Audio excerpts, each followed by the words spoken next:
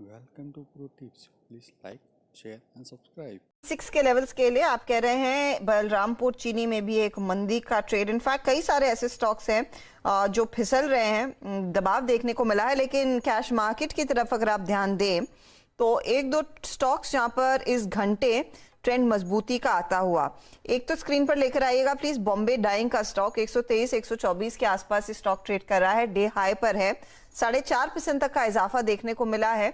और अगर आप चार्ट पर ध्यान देंगे तो वो जो स्पाइक आया है वो कुछ देर पहले ही आया है। मोमेंटम ट्रेड इस समय का, और वॉल्यूम एक्शन यहाँ पर अच्छा खासा वैसे जब होता है तो बढ़ चढ़ के वॉल्यूम्स आते हैं, ठीक वैसे ही स्थिति आज बनती हुई दिखाई दी। राजेश सातपुते, ये प्राइस एक्शन क्या इंडिकेट कर रहा है? 124 पर के पार निकलेगा या फिर वहां पर अटका है? निकलना चाहिए रादर 124 नहीं, मुझे लगता है ये 128 तक जाएगा। 128 टू या 128 टू 130। इनफैक्ट कल यहाँ पे प्राइस यानी फ्राइडे यहाँ पे प्राइस एंड वॉल्यूम ब्रेकआउट दिखा गया था और आज यहाँ पे फॉलो थ्रू है, वॉल्यूम भी ठीक ठाक है। तो 122 के आसपास मुझे लगता है अगर लॉन्ग लेना ही है तो यहाँ पे आपको स्टॉप लॉस लगाना पड़ेगा करीबन 119 का, 1-2-3 रुपए का स्टॉप लॉस प्ले करें। और मुझे लगता है सामने 128 130 का एक स्विंग का टारगेट लेके काम करे। सो बॉम्बे डाइंग मुझे लगता है ये बाजार में यहाँ पे कॉन्ट्रा बाइंग हो रही है। डेफिनेटली, और स्क्रीन पर दिखाई देने लगी है वो कॉन्ट्रा बाइंग। एक तो ट्रेड्स जो दरअसल स्क्रीन पर आज काफी, जो वीरू मेंशन भी कर रहे थे, क्रैकडाउन देखने को मिला है। शरद, मैं आपकी राय टाटा कम्युनिकेशंस पर लेना चाहूंगी। इस पर हो सके तो नीलेश आप भी टेक्निकल एनालिसिस तैयार रखिएगा, क्योंकि आज बहुत ही गहरा क्रैक देखने को मिला है, 8% का नुकसान यहाँ पर, और हैवी वॉल्यूम्स के साथ दरअसल ये पोजीशंस मंदी की तरफ खड़ी हुई है। सिर्फ अनवाइंडिंग नहीं है, ये तो मंदी दिख रही है साफ। शरद, फंडामेंटली ऐसा क्या बदला है इतनी मार के लिए? मेरे हिसाब से थोड़ा सेंटिमेंट रिजल्ट की वजह से थोड़ा खराब है, बट अगर आप नंबर्स के हिसाब से देखें तो अब स्टॉक 15 के मल्टीपल, 12 13 14 के फॉरवर्ड मल्टीपल्स पे लगभग मिल रहा है।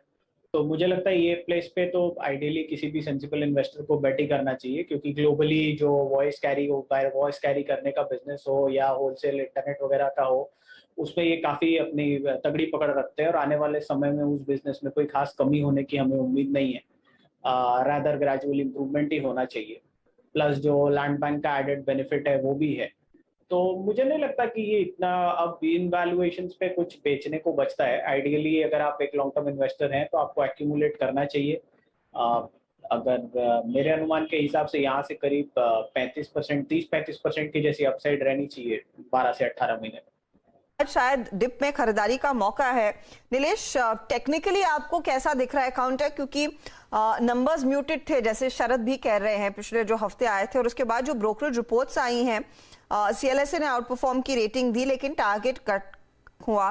कोटक ने टारगेट कट किया, आईआरएफएल ने टारगेट कट किया, शायद उसका इम्पैक्ट है। कंपनी कह रही है डील क्लोजर्स में थोड़ी सी दिक्कत है, लेकिन क्या यह प्राइस इन हो चुका है पेन? क्या वो चार्ट्स पर इंडिकेट हो रहा है या फिर आपको लग रहा है और गिरावट आएगी? देखिए असिधा जी, 14